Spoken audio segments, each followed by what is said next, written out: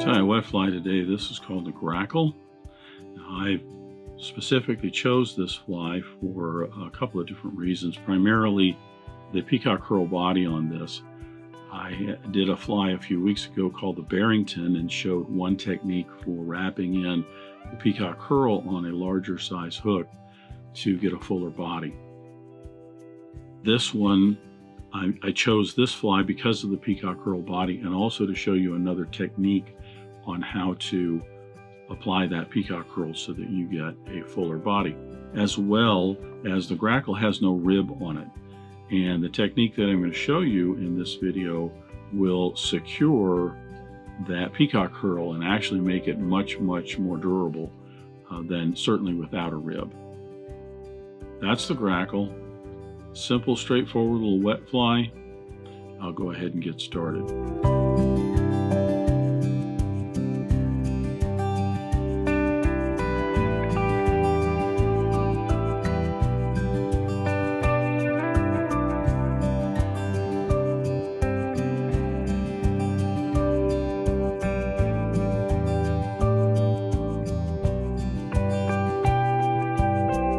I'm going to start the Grackle by placing my hook in the vise. This is also a Mustad 3399, but in a size 4. It's a little bit larger. I'm going to debarb the hook, and then I'll attach my thread. Since I don't have a floss body or anything to be concerned about in terms of using a dark thread versus a light thread, I'm going to go ahead and start with just a black thread. This is a Danville 6/0 in black. I want to apply some wax to that thread. Just gives me a little bit better grip. I'm going to attach my thread about an eye length behind the eye of the hook and run it down to the end of the shank to tie in the tail. There is no tip on the end of this, so I'm going to come all the way down to about the barb, a little bit beyond, so that where my tail is tied in, it will be right in line with the shank of the hook.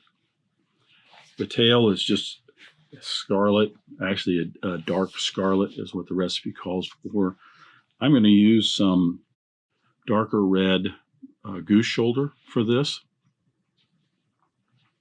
I've already clipped out anywhere from maybe 5 or 6. It's a larger size hook, so I want it to be a little bit more pronounced. I think I've got about 5 here on both of these. And I'll take out one side. And I'll reach in and take out the other side. And then I'll get my tips evened up like this. This particular goose shoulder isn't the best because the tips are kind of ragged, but it'll work for this fly. And I'm going to tie those in a little bit long. I want these to be probably the length of the hook, so that's in front of the eye of the hook to the back of the bend.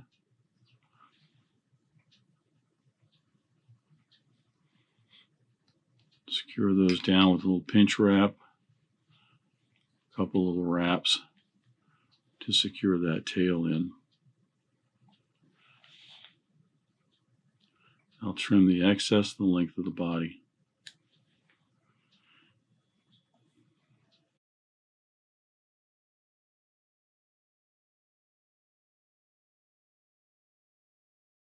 Now, as I mentioned, the Grackle is a Peacock Herl body. I want the body to have a little bit wider profile because of the fact this is a larger size hook. There's a couple of ways I could do that, but at the same time, the Grackle does not have a rib in here. So I have to have some way, if I want this to be a somewhat durable fly, to secure the body in a little bit more so it can take a little bit of abuse. I'm going to do that by applying the Peacock Herl inside of a dubbing loop. And this is just a different technique that you can use. I was reminded of this technique actually when I did the Barrington. One of my followers made a comment that they used the dubbing loop. It's not a technique that I often use with Peacock Herl. At the same time, it is a different technique. So I thought that the Grackle would be a nice opportunity to show you how to do this. However, because when you wrap in the Peacock Herl into a dubbing loop, it can sometimes compress it, and you actually, at least from my experience, you get a little bit thinner body.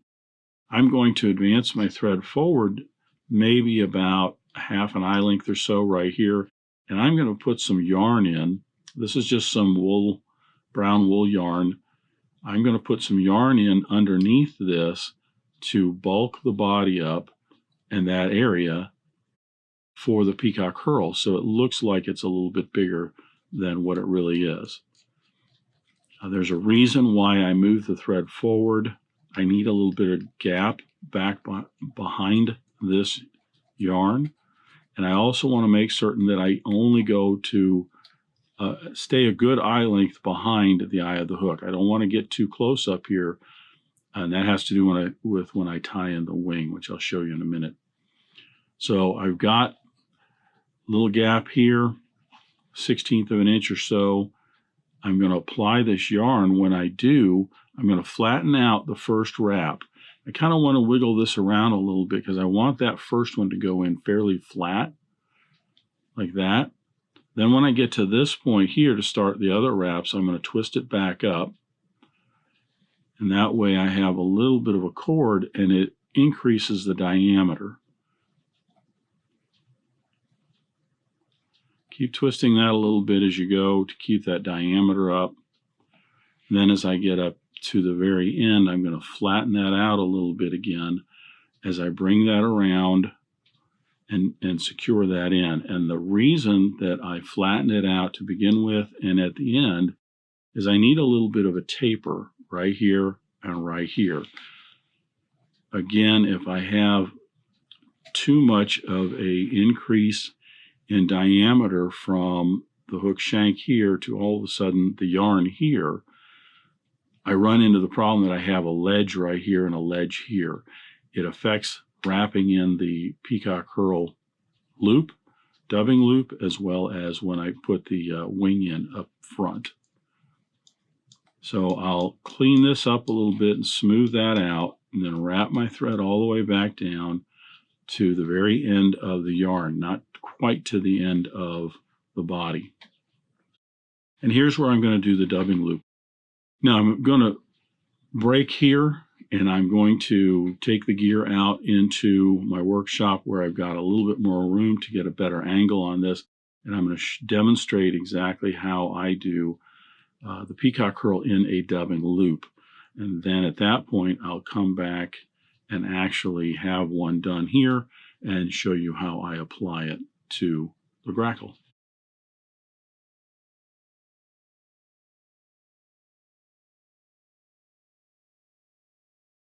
So I'm going to show you how I actually use this Dubbit tool. This is I think it's called a Dubbit tool. Put it down in the description with a link to this. It's a great little dubbing tool for doing dubbing loops and things. But I'm going to show you how I use it to make a dubbing loop and with some Peacock Herl. I've got a $33.99 hook in here. This is a size 4, and I'm using some chartreuse thread. Chartreuse thread is just so that you can see this a little bit better in the video. I don't have a tail on this, but imagine that I do, just like the Grackle. What we're going to do here with my thread at the back end, I'm going to take my Peacock Herls and I'm going to even the tips up on these. They don't have to be perfect because I've got, for the Grackle, I've got maybe 8 to 10 of them. Depends on how thick you want it to be. I'm going to take these and clip the tips of them off here just to even that up a little bit. And then I'm going to tie those in, just going about halfway or so down the hook shank. Part of this is demonstration. You'll see me doing this in the actual Grackle fly, but I'm just putting that on there so that it is going down to anchor that down. Now we're going to actually make our dubbing loop. I'm going to make this one a little bit short because I can't make it too long. If I go back here too far, I might end up out of frame. So I'm actually going to make this one fairly short so that it stays in the frame, because that's what's the most important thing, is for you to see how I make this loop how I use this tool. I'm going to take my Peacock Herl. Normally, I would look for where the shortest Herl is. So the shortest is right here. I would make certain that I'd slide my finger down here, and the shortest one would be just a little bit past the outside edge of my finger right here. And the reason for that is the first part of the loop, I'm going to bring over the top of my finger and around underneath.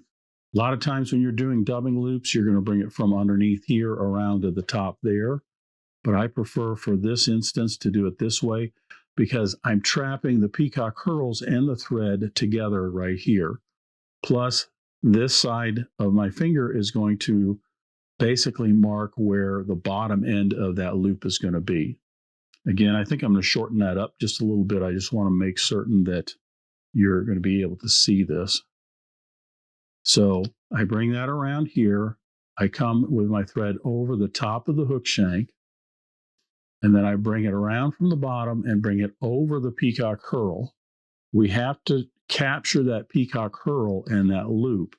So I bring it around the Peacock Herl on this side and then back over the top of the hook, and then I can advance my thread forward. I'm going to run that by you one more time. One, because as I'm talking, my loop's getting a little bit bigger. And I'm just going to do it one more time real quick. So anybody who has not done dubbing loops like this and locked them in, you can see that. Bring my thread around to the top, underneath over to the top of the shank, around the backside and underneath, over the top of the Herl, around the bottom of the Herl, still on my side of the hook shank, and back over the top. And then I just keep wrapping in my normal manner on up the hook shank to where I'm going to tie this Herl in. Now you can see I have all the Herl and one edge of the loop all collected here together, and I have the other edge that's open. I take my dubbing loop tool. This hook is the important part. There's lots of different dubbing loop tools out there. Keep in mind, whichever one you're going to use or create, you need to have this hook right here. I'm going to bring it from underneath and then turn it so that I run that loop, that side of the loop of thread and the Peacock Herl into that hook and that area right there. Then I'm going to turn the tool towards me. Notice I'm letting this side of the loop slide off the top of the tool and over. I'm going to turn the tool so that this hook now, after I've turned it, goes underneath the thread right there.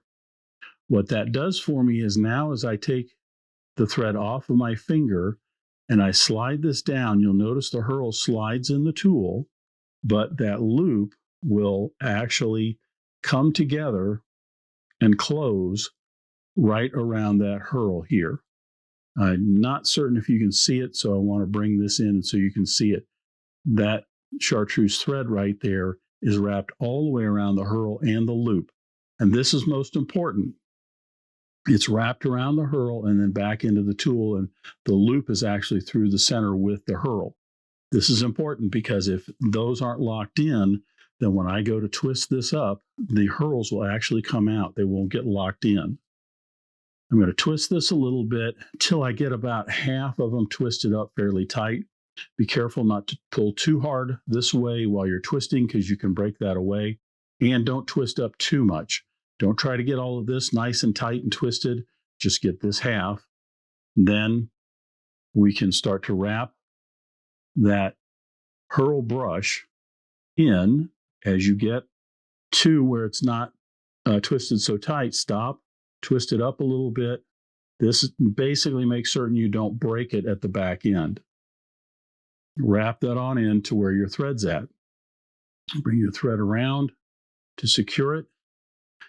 Then you can take the tool, and because everything's still on this loop right here, if you just push the tool forward, see how that loop and everything just goes right back off that hook, and it's out, but it's all trapped in right here, so you don't have to worry about it falling apart. Lock that in, cut this off, and our dubbing loop, I should say our Peacock Herl in our dubbing loop, our body is complete. It's nice and full. Can be thickened up a little bit, but it's nice and full. There's no gaps, and it is extremely rugged. That will take a beating before it starts to fall apart. So now we shall segue back to our regularly scheduled Grackle and finish that up.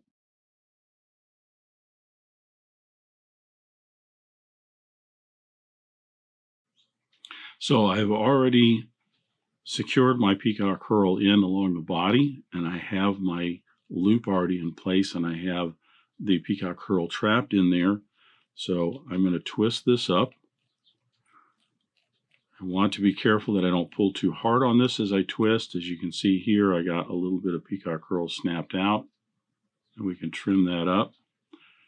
The reason why I have that gap there is that the first wrap of my Peacock brush, I want to go back to fill that gap in and cover up the thread, but then it also gives me just a narrower body back here at the back of the body.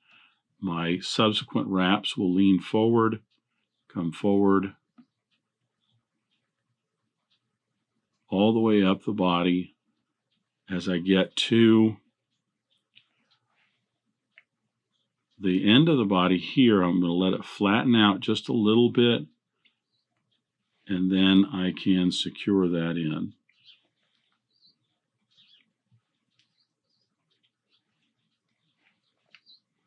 What that does for me is, again, it gives me a taper back here and a nice smooth transition from the tail here up into the body. You can see where the yarn that's underneath there has made this thicker. The dubbing loop Peacock Herl has given me a nice tight dubbing brush of Peacock Herl, so it's nice and uniform, plus it's all twisted around that thread. This can take a lot of abuse without breaking those herls in there and having it all fall apart. I'll trim the excess and clean this area up here for our wing and hackle. And again, this is part of the reason I wanted a little bit of a taper up front here, and to have this a little smoother is you kind of can't get away from it because of that yarn you're bulking up here. But the wing on this, I want to make certain that when I tie the wing in, I want it to come up and maybe sweep back as much as possible, as opposed to if I have a ledge here and I trap the wing in front of it, it's going to cause that wing to angle up like this. Don't know that that's necessarily a terrible thing with this fly. We'll find out when I go to fish it. So for the wing, I'm using some Goose shoulder. I'm just going to snip out a left and a right slip about the width of the gap of the hook.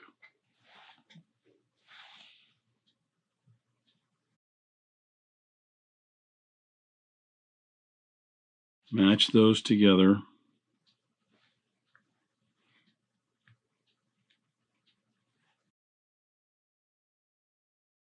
Make certain that the tips are even.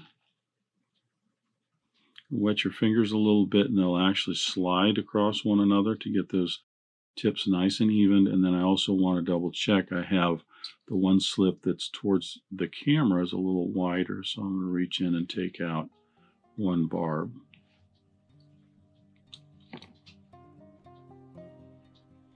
I'm going to measure this to go about halfway down the tail. I'm going to help it to stay swept back a little bit by, when I put in my loop here, my pinch loop, I'm going to pinch it right here and let the thread just hang. I'm going to grab the front of the slips, really holding tight with my left hand, and I'm going to push down on these barbs here, which is going to let those barbs compress against the hook shank.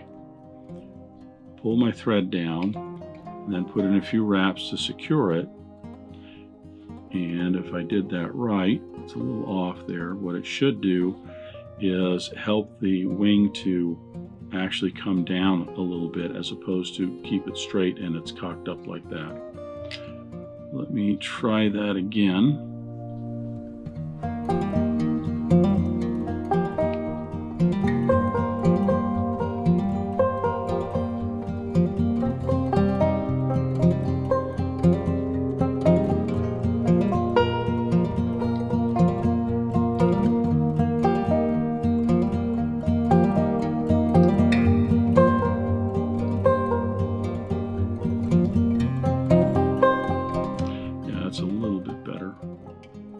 It's really hard to not have that come up at some angle simply because you have all this bulk behind that wing.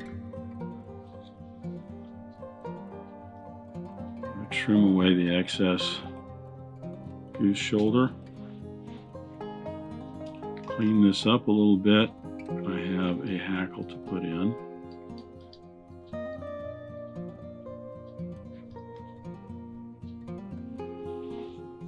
The hackle on this is just a black hackle. I'm using a hen neck here. This is actually, I chose this one because the feathers on this have a lot less barbules than some of the other hen necks that I have. So it almost looks like they're a little sparser. It almost looks a little stiffer like a rooster hackle. I'm going to strip away the fluff, holding it by the tip. I'm going to stroke back the barbs here to open that up. Trim away the tip so that I have a nice little anchor to tie in. Secure that. Keep my thread all the way back to the back of the head here. A little bit more wax.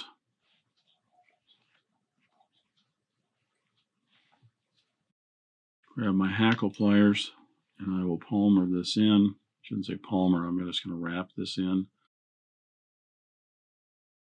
For this size fly, I want it a little bit thicker. I'm going to put in 3 wraps. If I was doing this on, say, 10 or 12, I'd probably only just put in 2 wraps of this hackle. It doesn't have to be really, really thick. But because this is a bigger size hook, I want to make it just a little bit bigger. And we'll bring it around one more time.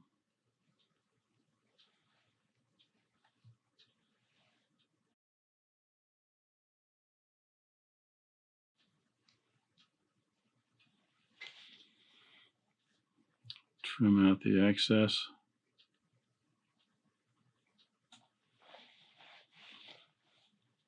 Stroking all those back out of the way, I will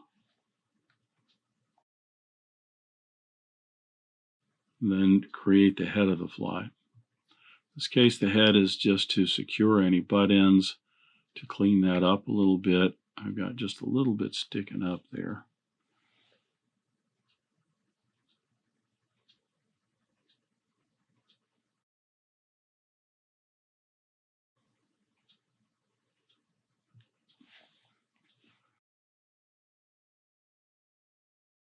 I have found that the Grackle is a fly that tends to have a little bit larger head on it. It's not necessarily as small and neat as a lot of other wet flies, at least the way this is tied in. I imagine if I didn't do the yarn underneath, it might be a little bit smaller and a little bit neater.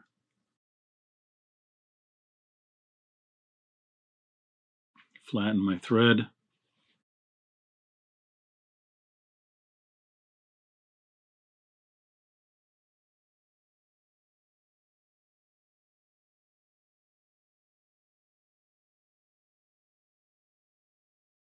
You don't have to do this. It's just something that I do. Got in the habit a long time ago of doing this because I think that it does lay down between those wraps of thread along the head and make it a little smoother and neater. If you're going to just fish these flies, you probably don't have to do that, as well as you don't have to put the black lacquer on. If you're just going to be fishing these, I think some head cement to secure it will be just fine. However, if you're going to frame these or give these to a friend or, do something, you want to put a little extra step, I think flattening the thread helps. It just looks a little bit nicer. And then when you get some black lacquer on there, it looks nice and smooth like this. Now that's just a head cement that will soak in, and I'll come back and put a couple coats of lacquer on that. And then our Grackle is all done. It's an interesting little wet fly. I've never fished this fly. I picked it solely because of the fact that it has the Peacock Herl body, and I wanted to show another technique other than the one I did in the Barrington a few weeks back on how to apply the Peacock Herl, especially on a larger size hook, that gives you a little bit more, gives you a more durable body. And in this case, it works out well because, like I said, there's no rib on this. You could certainly put a rib in here if you want to make it more durable, and that's an easier method for you than using the dubbing loop. It's up to you. Now you know another way of applying Peacock Herl for the body of a wet fly. That's the Grackle. I hope you enjoyed that. Thanks for joining me at the Vise today. I hope you learned at least a new pattern, if not a new technique, maybe a tip or trick here and there. If you have any questions about this fly or any of the techniques used in constructing this pattern, please leave them in the comments section down below. If you go to the trouble to ask a question, I'll go to the trouble to answer it. If you'd like to help dressed irons, please share this video with your friends and anybody you think that might enjoy this pattern. Until next time, remember, it's fly tying. If you're not having fun, then you're doing it wrong.